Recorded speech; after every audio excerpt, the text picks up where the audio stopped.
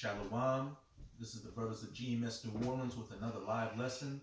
But before we get started, as always, we're going to give all praises, glory, and infinite honors to Yahweh, Bahashem, Yahweh Shai, Bahashem, Rakabodash.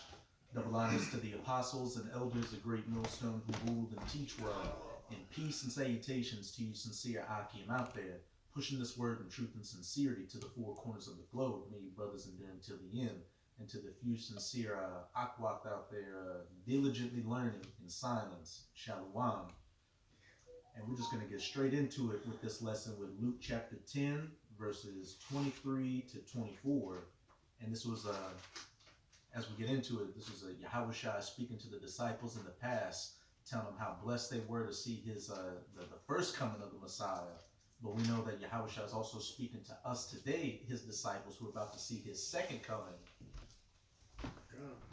This is the book of Luke chapter 10 verse 23. It says, and he turned unto his disciples and said privately, blessed are the eyes which see the things that ye see. Keep going. For I tell you that many prophets and kings have desired to see those things which ye see, and have not seen them, and to hear those things which ye hear and have not heard them. And how much more us today, who are living in the times of the end, the times of the end of the age of these heathens ruling, chiefly Esau, and the ushering in of the kingdom of heaven. I woke up this morning and I saw some brothers post some little clips and stuff just showing, hey, they're openly talking about the charagma now, saying, oh, for medical reasons, people are going to have charagmas in them, just information coming left and right about it. And that just goes to show us that we are living in these times of the end. And that just put a hype spirit on me when I saw that and energized me throughout the day. And really, that should be the spirit all you sincere Akim should be in out there. I know we go through our daily trials and tribulations, and we feel down sometimes. But overall, we are here. We are at the end of the rulership and the age of these heathens, and the times that the men of the Lord and many great kings and prophets in the past have been waiting for, the ushering into the kingdom of heaven, the second coming of Yahweh Shai. So with that being said, we should be going as hard as we possibly can to definitely make our calling and election sure, because again, this is the last regeneration before the kingdom of heaven, the last shot, the shot to be of that elect number. I got some. What kind of time you got? You finishing that? Come. This Acts 20 and 26. It says, I'm gonna start at 25, point at 27. And now behold, I know that ye all among whom I have gone preaching the kingdom of our power shall see my face no more. Wherefore I take to record this day that I am pure from the blood of all men. For I have not shunned to declare unto you all the counsel of our power. And hey, we're in the same spirit now. Hey, we, as it says in Ezekiel chapter 3, go and prophesy this word before our people to get the blood off of our hands. And we have not shunned revealing everything to you.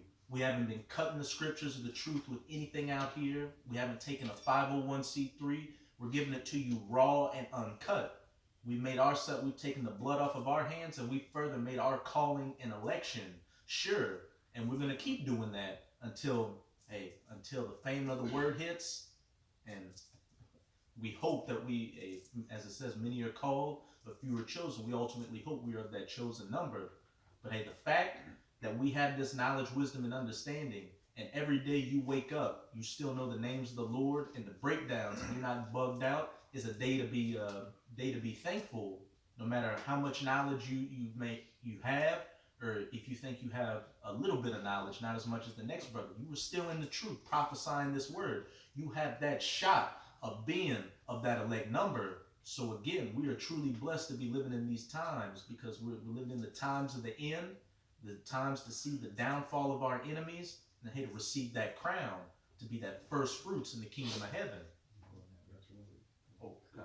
I know you had one. You got it. Is that Y'all had some too. Okay. It's Sirach 25 and 7. there be 9 things which I have judged in my heart to be happy, and the 10th I will utter with my tongue, and a man that have joy of his children, and he that liveth to see the fall of his enemy. A point blank period. It's a joy to the Most High for us to see the fall of our enemy, and then what else in the kingdom? To be at peace, to enjoy our children, to have a family set up in a righteous order under Yahweh Bahashem Yahweh Shai, the women in order, the children, the animals, the environment, these heathens underneath our feet, everything. It's about to be smooth sailing for eternity, and eternity is a very long time. And we are at the, as it says, you see that light at the end of the tunnel. We at the end of our race. We just gotta keep pushing, and it would just don't give up, no matter what comes our way or what you're feeling right now. Just keep pushing and going forward, because again, we are at the end of this thing. They'll tell you in Salaki, go ahead. Oh, I was just gonna say, they are literally talking about the Charagma in the mainstream news now. You got chariot sightings happening daily, talks of World War III, nuclear war, Gog, the Valley of Jehoshaphat, all that. The River Euphrates drying up, which, that's a fulfillment of Revelation 16 to get ready for that battle of Armageddon. What you got? Yeah, there's no looking back at this point. I tell you in Luke 9:62, he that pretty much is took his hand off the plow, or either looking back in any kind of way, man. Looking back is going back for your stuff, all right, just being distracted in the world. All these things are looking back. It's not just at a particular time you decide to go back, all right? It's things that hold you back and keep you back. The same thing with Lot's wife. It ain't she looked back as a pillar of salt. She stayed back. She never left, man, all right? She didn't come back, man, all right? Her whole goal was to what? To stay. So our mentality, which should be your mentality, is to escape this place, man. All right, we captive exiles, hasten to be loose. Yeah, but we at the point, man. Her thoughts and her lust was back in Sodom and Gomorrah, man. She conformed to the image, Yakana. She went with the image, man. That's right. Yeah. Right? That's what she did at that time, which was a mark of death, man. And that's what we trying to tell you people. If you looking back, you're not fitted for the kingdom of heaven. At least for us being saved or dying for it on this side. So we can Micah 2:10 real quick, hold that. Yeah. So and that's what was happening then, and this is a reenactment of things now. They're gonna have people that's marked for destruction because what? They're not actually fitted for the kingdom of heaven, especially Israelites. All right, you gotta go. And what did Lot's wife look back to before she turned into a pillar of salt? What did she see? Sodom and Gomorrah getting destroyed by fire and brimstone. So she was looking back at something that was never gonna, a life that she was never gonna have again. Yeah. And it's the same with you people out here, you Israelites that know the truth, but hey, you're lukewarm. You got 1 foot in, you got 1 foot out. Especially you Israelites that basically receive your consolation on this side. That's like somebody telling you right now, get up out of your homes and whatever and just leave. You're not going to want to leave Babylon. You're not going to leave the state you in. You're going, especially the woman, she's going to cry in the car on her way. And you see it a lot of times. I'm going to say this, for example, you see that a lot of times when they have those fires over there on the West Coast and the fire burning, the Edomite women and shit, they got to get up out of their houses and run. They be crying. What's they crying over? Those possessions. The material things, man. All right? People did the same thing coming out of Egypt. They just looked back. The Lord freed you from slavery, but you looking back on slavery. You saw these great miracles, but you were complaining about leeks and melons and fish, worrying about your own goddamn belly. Yeah. And again, you Jakes, what you're looking back to is destruction. There is no going. Even if you want to go back, even to say you leave the truth and go back into the world, I'm not an Israelite anymore, Babylon is still going to be destroyed. Right. Yahushua is still coming, and the kingdom of heaven is still going to be established. This Edomite and these heathens are going down, so there is no going back. And why would you want to go back? This society is getting to the point to where you're going to have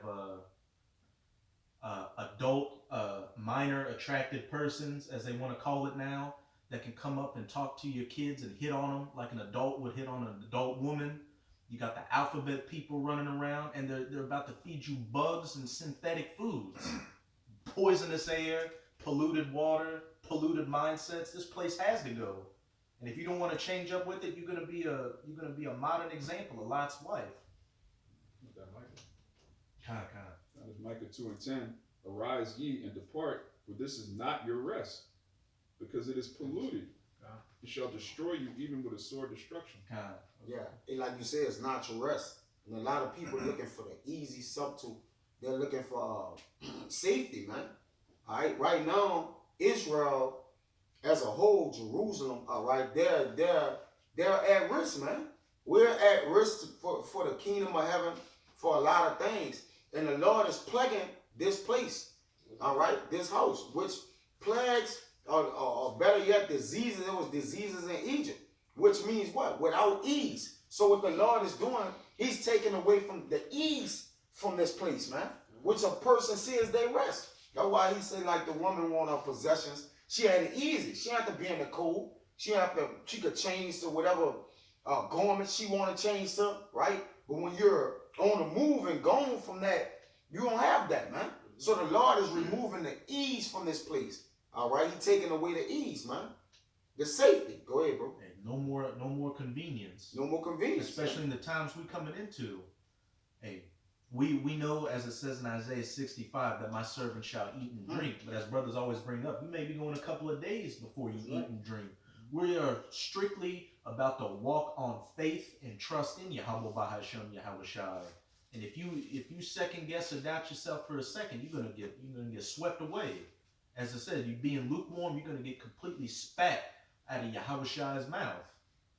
And that is exactly where we do not want to be. I got one too. Kind of. One of my favorites. All right, this is Sirach 11 and 25. It says, in the day of prosperity there is a forgiveness of affliction. In the day of affliction there is no more remembrance of prosperity. For it is an easy thing unto the Lord in the day of debt to reward a man according to his ways. And point blank period. Could you reread that first part again, Michael Michelle? 25. Kind. Sirach 11 and 25 says, in the day of prosperity there is a forgetfulness of affliction. And hey, these people right now, even though they're losing that prosperity, they can still, go to the store, get food, get gas, do all that. They're in the house of mirth right now, the house of fools, enjoying themselves and having a grand old time. We're in Mardi Gras down here, and people are thinking about Endymion this weekend and having a good time. But already, with the past few parades, the power went out on one of them. Some guy fell off a float on his head and looked like he broke his neck. And we can hope that these new parades coming up and Mardi Gras itself, some major cataclysmic event happens and just knock you people out of your mirth and joy. That hour of affliction to make you forget that prosperity you were just living in. But besides that, the times we're coming into, everybody's about to forget all these joyful times and happy times they were living in, because when the Most High drops that hammer and releases his sword Esau, everything's going to be cut off. You're really going to see what you're made of in that day.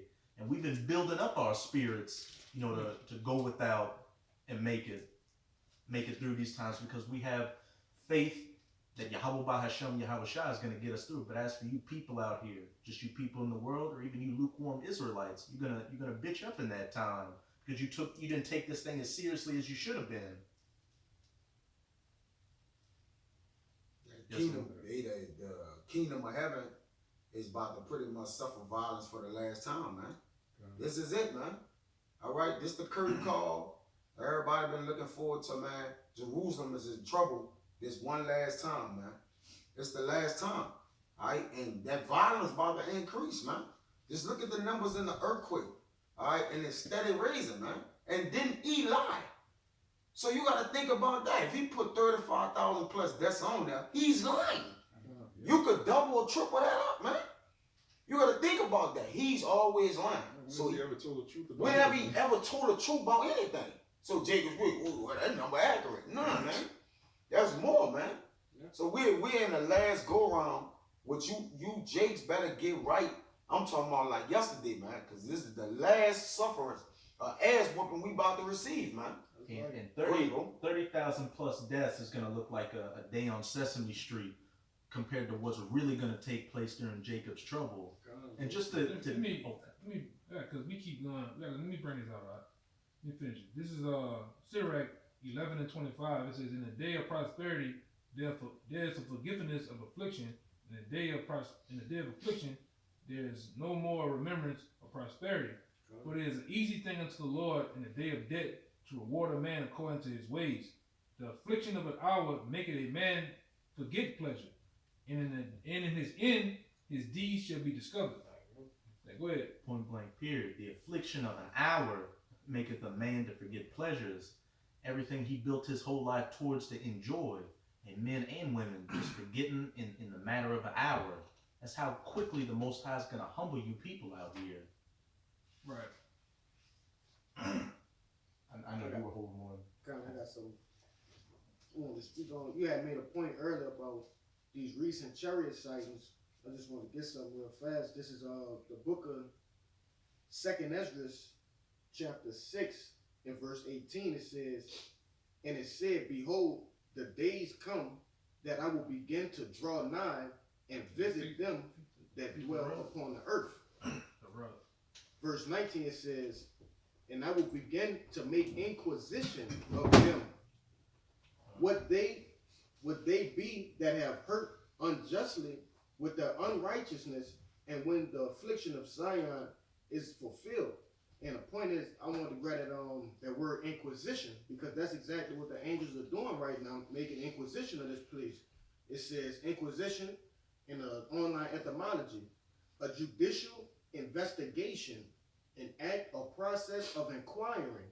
It says a searching into, a seeking, a legal examination.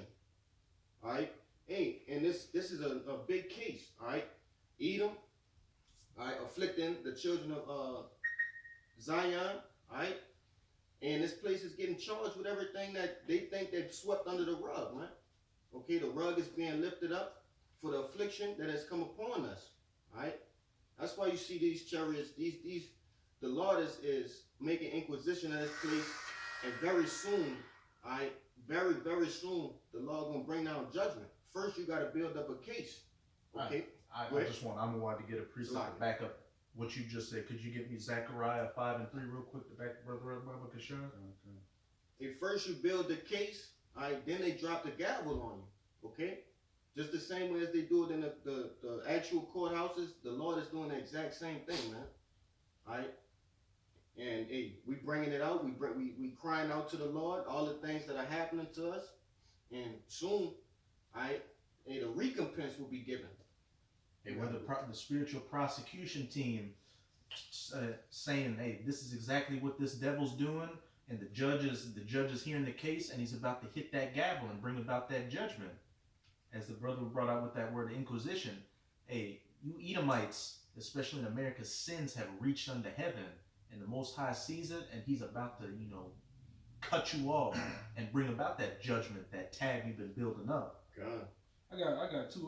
They're the same thing, but it's going into the law, which when you look at it, we're those two witnesses. Well, we're those we like Caleb and Joshua spying out this place, man, and we bring the report back to the Most High. All right, and this is the scriptures. All right, I'm gonna go into it. They're the same thing, but one goes into a little bit more. It says Deuteronomy 19 and 15. One witness should not rise against a man of any iniquity or for any sin, in any sin that any sin that he sinned at the mouth of two witnesses or at the mouth of three witnesses shall the matter be established. Which the Lord got 144,000 witnesses, right, man. brother. All right, bringing up the case of Esau and you nations. All right, but I'm gonna jump to Deuteronomy 17 and 6. At the mouth of two witnesses or three witnesses shall he that is worthy of death be put to death. That's right. All right. But at the mouth of one witness shall he be not be put to death. But you're gonna be put to death, Esau, because your tab that ran up. The witnesses have built the case against you. The angels have written down your case, and in your case, from a standpoint of the world, you didn't pollute the world, you didn't defile the people. I mean, your shit run long and wide and deep, man. All right, and we at the time of the trial getting ready to come into play. All right, all the people, all right, that's part of that trial gonna get pulled up.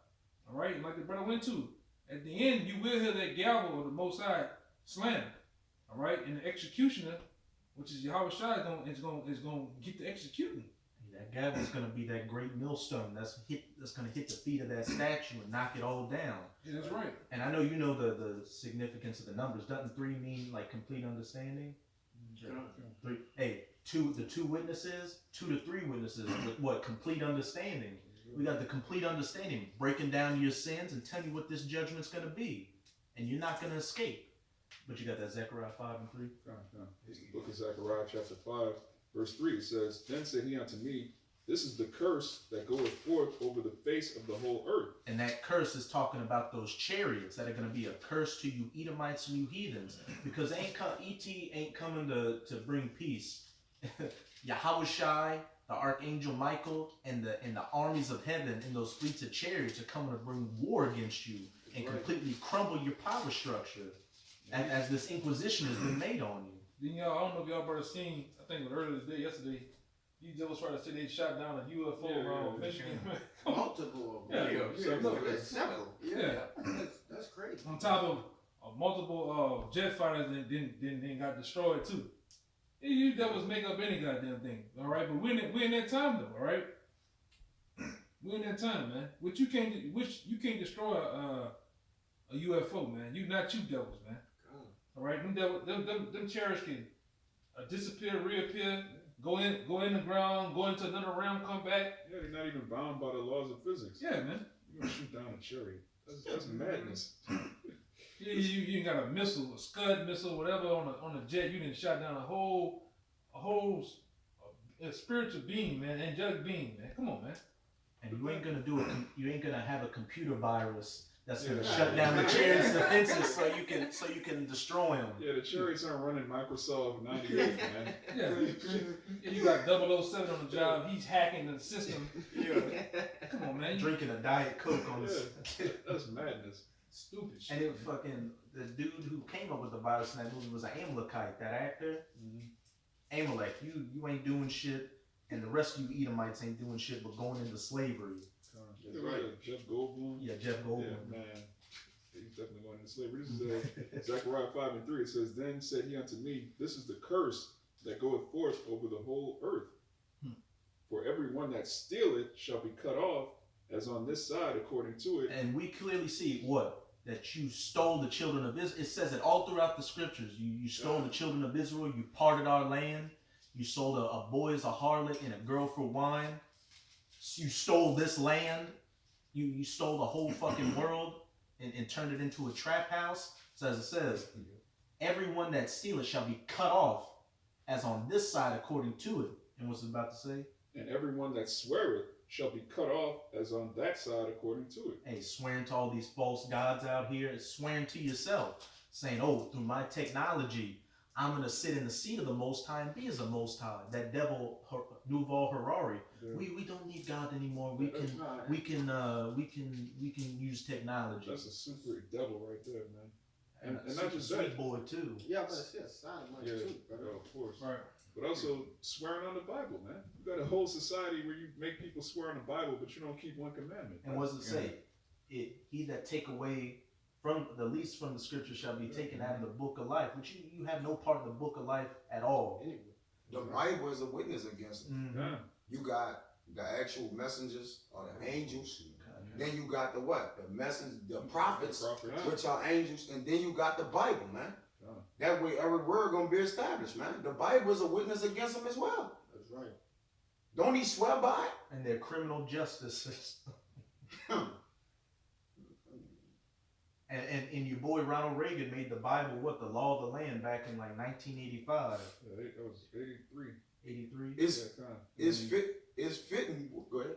No, you got it. It's fitting with Reagan, right? I put the clip of him at the end of the video I did today, But Reagan prophesied, LOL, that quote unquote, Yeah. right, that he would walk if some strange entities. Now all of a sudden they got balloons and whatever, and they shooting them down. He said, So this just came to pass all of a sudden, even though he said this in what, 87 Yeah. or something like that. I'll put the little 47-second clip on the end of the video. They might strike it. and what's Yeah. crazy with Reagan too is he was talking about the Star Wars system back in the 80s, which Yes. dealt with lasers and satellites in space, a precursor to the Space Force. Same as StarCom, which they came up with in 2020. Alliances, they changed out the I read the article on the video, but they changed out the upper echelon, changed out the chain of command where they did damn, I had to pull the article back up, man. But they did 3 levels in which they was establishing themselves as Space Force, man. It's something called StarCom or something like that, man. Where they getting levels, they basically preparing themselves. What the battle would come from out the earth, man. You talking about that Reagan clip where he said if we were invaded by Yes. foreign enemies, That would get everybody to everybody would bang be together. coming. What's That's that? Edris. Second Edris 13? Second Edris 13, which I bought that out. Man, that's clear the clip. I know you. If we would battle some foreign entity, Yeah. but that's what they're doing right now. Yeah. And during the Super Bowl, you clowns, they was up to something. Yeah, that whole Rihanna thing was about. That whole thing there was about UFOs, man. Some of you see it, bro. You know. So that's the spirit of going on right now is the UFOs, which they are really IFOs, man. Which are the angels. But what are they doing? They're putting a narrative twist on everything so that the what? When the people start to get ready to attack these things, they're gonna have the world with them. Oh yeah, get them. Yeah, they're Well, they foreign people. Yeah, y'all been setting this up since 2015. It's been over 300 plus UFO sightings, right? So they're what? Getting the minds of the people ready. Go ahead, bro. Yeah, they actually in that Independence Day spirit. Everybody got together, and if you remember the movie, you had a bunch of generals saying, "What are the Americans gonna do? And we're gonna follow lead with them. It's gonna be no different now." But it ain't gonna end like Independence Day ended, where Will Smith punched an alien, And lit a cigar. slit a cigar, and Jeff Goldblum was wearing women's. No. And we ain't banding together. Every man going to his kind, as it says in Matthew. Right. So really, the Lord is separating everything. Oh, shouldn't we all band together and fight? Well, you other nations is according to Second Esdras, y'all gonna be scared but durst fight when y'all was once fighting each other. How you battling each other, then come together to battle our Lord, man? Y'all playing major mind games, man. And we see Jedi how it mind ends. tricks, man. These devils playing Jedi mind tricks, man. Go ahead, bro. This is ridiculous.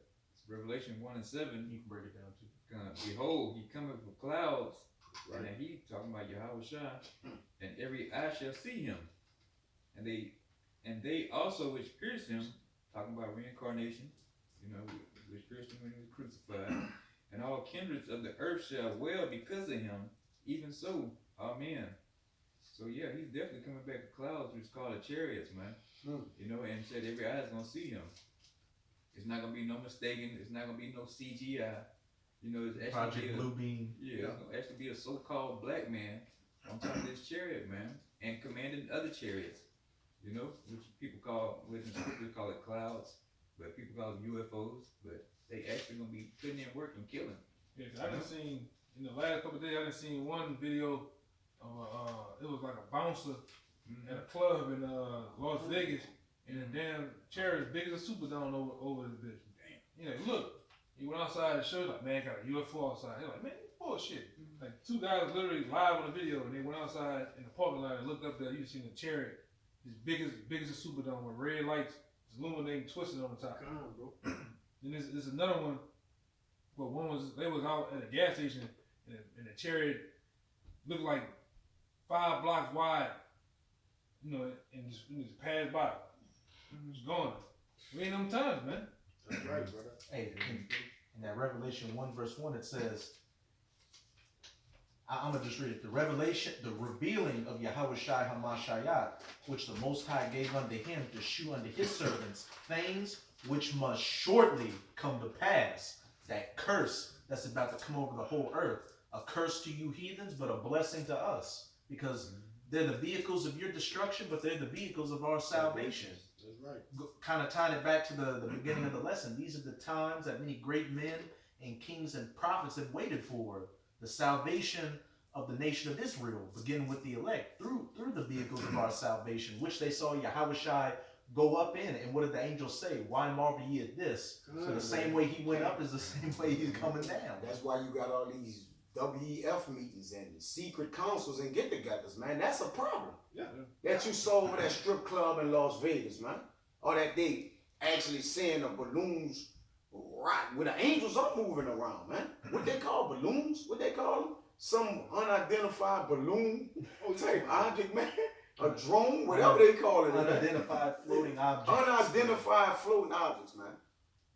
It's just shit getting ridiculous, man. You gotta go.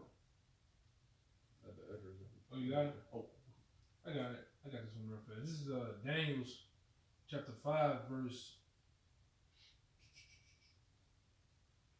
24. It says, then shall the part of the hand sent from him, and this writing was written. And this is the writing that was written. Many tekel you forcing. All right. This is the interpretation of the thing. Many. Yahweh has numbered thy kingdom and finished it. You want to say something? And hey, this is you can just read read all of them now. Break. Yeah, it says tekel. Thou art weighed in the balance and are found wanting. And it's Priesta. Perez. Perez. Thy kingdom is divided and given to the Medes and Persians. There's a lot to take out of that, because what was that during the Neo-Babylonian Empire? And we know that you devils use CERN, and you got one word back, tekel, meaning your kingdom has been weighed in the balance and found wanting or insufficient, meaning hey, it's game over for your rulership. And when it says in Perez that your kingdom has been divided between the Medes and the Persians, we know the modern day Medes are who? The Russians. And the Persians are the Iranians. And they're going to be the main ones that are going to be shooting them nukes on you. Take you out, man. Mm-hmm. All right. That's what we're waiting on. We're waiting for these nations in which Russia is leading the charge, man. All right. Right now, as we speak, this very second, they are evacuating all Americans out of Russia right now, in the fear of false retaliation on American citizens. Everybody getting that Brittany Garner type of action, man. So they're getting them out of there right now. Which we're in a time of war. And many of these different prime ministers have said already, we've been in World War III for the last 2 years, and you dodo birds over here, you copper tops, you don't even know it, man. Like the song, you don't even know it. We've been at World War III. And it's about to get physical. The draft, all right, from age 17 to 48, women and men, and switch hitters. All right? You peanut butter chasers, you back pushers, you gonna get drafted too. All right? Yeah. You know, you gonna get drafted too, man. And them Russians ain't playing. They killing so many Ukrainians that they got to be dragging Ukrainians off the street to go throw them on the front lines. And Russia, as you always bring out, they ain't even brought out their best stuff yet. No. They about to come with that next offensive and steamroll Ukraine. And Babylon, the good old US of A, is next. Yeah. And what other time, even during the Cold War, you literally got people on Russian news chant and saying, yeah, let's shoot nukes at America, kill them all. Like, that's the times we in. You got family members that I know, hey man, you know what's finna happen? Oh, I know, we kind of scared. Why you scared? Man, them fucking Russians ruthless. That's what they say. That's what they tell you. Them fucking Russians ruthless. Well, you better go meet that, man. Yeah. All right, you finna go meet that. Them Russians are not gonna play with you little boys. That's all you is, you little boys, man. Them dudes been over there since. I think I forgot the age that you have to, everybody has to enlist. All men have to enlist in the army and have to do some form of serving in the army, man. So from the age of a young man to a grown man, comes another time to serving, them dudes are combat ready, man. What you niggas over here doing? Eating Twinkies? All right, you on social media, you're fat, you're ugly. They Call of Duty combat ready. You flat-footed. All right, you got a lot of that. You got a lot of that. The LBGD, all them alphabets in your ass deep down. So you don't know what the fuck going on when it comes to war, man. That's why when you get over there, Keisha, Cody, Jeff, somebody gonna stand in your fucking chest or stand in your ass. One of the two. And both at the same Or time. both at the same goddamn time, man. Which is gonna happen. Y'all bullshitting. Them dudes ready to go, man. By any means, for their country, any means necessary, man. And like this brother said, the shit they fighting over there in Ukraine with is older equipment material. Them dudes got some space age shit, right? Tanks, Humvees, helicopters, planes. They got some shit over there to rock your world. You never seen them do bring this shit out, man. They went for the big show. Yeah. The big show. They got the real big show. millions of soldiers ready for war, including another backing of them, a million citizens ready to suit up and get booted, right? For the war of wars, man. Right? China got like 100. They just a couple of days ago they put out a new law where pretty much everybody 18 and up has to go sign up for the reserves, and they got what, 1 billion and something. That's they have at least couple of 100 million men you can mobilize overnight. If I was a rice eating motherfucker, all that marching, how they do looking, man, I'm tired of that shit, man. I'm tired of marching with the big ass boots on, just displaying you looking at the king or the dictator. You bringing out all the goddamn missiles rolling around using gas. Man, let's use that shit, man. Ready to get active. Yeah, I'm ready. You ready to crack some skulls and clap some cheeks? Yeah. And that's just how it is. You got some motherfuckers that don't even know what's going on. You got another 90% of them halfway know what's going on. And then you got fucking warriors, man. The warriors are ready to shed blood, man. All right, that's a time, man. That's why the scripture says there's a time and seasons for everything. We're in a time of war, drafting. We're in a time over here. Shit finna go get loose, man. All right, sedition amongst men, race riots. Because guess what? That shit that happened in the Capitol, that's coming back. All right? It's gonna be another uprising like that again, man. And you niggas, man, you niggas with them dirty ass fruit balloon. What's some of them other draws niggas wear? It's some draws. No, it's some particular brand that nigga Rick Ross be having. You niggas, them type of niggas, man. You niggas ain't ready for you ain't ready for what's getting ready to come, man. You gonna get rolled over out here. All right, these Edomites know they're losing their country, man. I just watched it. You know, you watch your boy off desert. Off-grid desert farm. Yeah, it's another guy I watch, and then flat out, man. Basically, we whites, we have lost America. It's done. It is fucking done, man. And we over here as a province, we happy. We applaud. Carl Lawyer, how about you in our shot, man? It brought you devils down to nothing, man. Go ahead, America's a damn joke now. Everybody laughing at. Look, your president can't even make a coherent sentence or a speech. Yeah. And he talking about how he wiped his butt on TV. Yeah. Can't stop flirting with children. Yeah, you can't keep kissing the little girls in the top of their heads and shit, man. And his son a damn dope fiend getting strippers pregnant. Yeah, that's them right there. Oh, yeah. That's them motherfuckers right there. What's the name of them? Ethica. Yeah. Ethica Niggas by with the Rick Ethica Ross. draws, man. With all them designs. Yeah, and shit. I can't stand them Ethica wearing niggas, man. That's crazy. What you wearing designer underwear for? Like if you're gonna be Nobody under your supposed to pants?